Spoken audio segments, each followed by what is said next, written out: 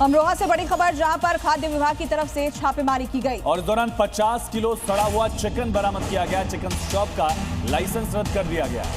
सड़ा चिकन लौटाने पर मारपीट की गई। दुकानदार ने ग्राहक की पिटाई कर दी थी, जिसके बाद ये एक्शन लिया गया। और अब इसके बाद दरअसल शॉप का लाइसेंस रद्द किया गया। 50 किलो सड़ा हुआ चिकन बरामद किया गया। बड़ी कार्रवाई। और अब बात ममता के चुनावी हिंदुत्व की करेंगे। पश्चिम बंगाल में जैसे जैसे विधानसभा चुनाव नजदीक आ रहे हैं, सियासी पारा भी बढ़ता जा रहा है। सीएम ममता बनर्जी के दुर्गा आंगन की आधारशिला रखने पर अब सियासत शुरू हो गई है। तो पश्चिम बंगाल में दुर्गा आंगन पर सियासत जारी है। ममता पर वोट बैंक की राजनीति करने का आरोप लगा है। कोलकाता में दुर्गा आंगन का शिलान्यास दरअसल किया गया था। और इसके बाद ममता बनर्जी ने बयान भी दिया, कहा मैं तुष्टीकरण नहीं करती, मैं धर्मनिरपेक्ष हूं। इसी पर बीजेपी सवाल उठा रही है। तो एक तरफ ममता बनर्जी ने दुर्गा आंगन की आधारशिला रखी। कोलकाता में देश का सबसे बड़ा दुर्गा मंदिर बन रहा है, ऐसा दावा किया गया। साथ ही पश्चिम बंगाल में महाकाल मंदिर बनवाने का ऐलान भी किया।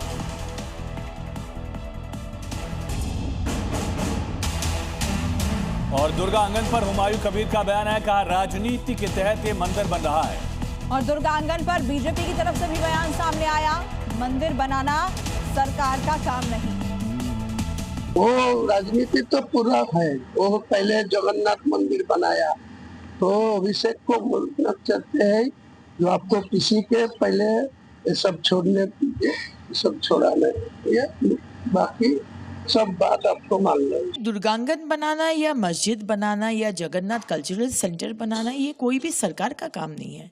सरकार का काम है हमारे भाइयों और बहनों, युवा युवती को नौकरी देना। जैसे ममता बनर्जी बोले थे, डबल नौकरी होगा, इंडस्ट्री होगा। लेकिन 15 साल में हम लोग कोई इंडस्ट्री नहीं देखे और कोई नौकरी भी नहीं देखे। सब चला गया परिযায়ী श्रमिक होकर, माइग्रेंट लेबरर होकर दूसरे राज्य, भाजपा राज्य में चला गया। तो पश्चिम बंगाल में मंदिर और मस्जिद को लेकर सियासत शुरू हो गई है। पहले टीएमसी के पूर्व विधायक हुमायूं कबीर ने मुर्शिदाबाद में नई बावड़ी की नींव रखी, तो उसके जवाब में सीएम ममता बनर्जी ने कोलकाता के न्यू टाउन में दुर्गा आंगन का शिलान्यास किया। ममता को मुस्लिम वोट बैंक खिसकने का डर है, जिसकी वजह से वो हिंदुत्व का कार्ड खेल रही हैं, लेकिन इसे लेकर अब बीजेपी ने भी निशाना साधना शुरू कर दिया है।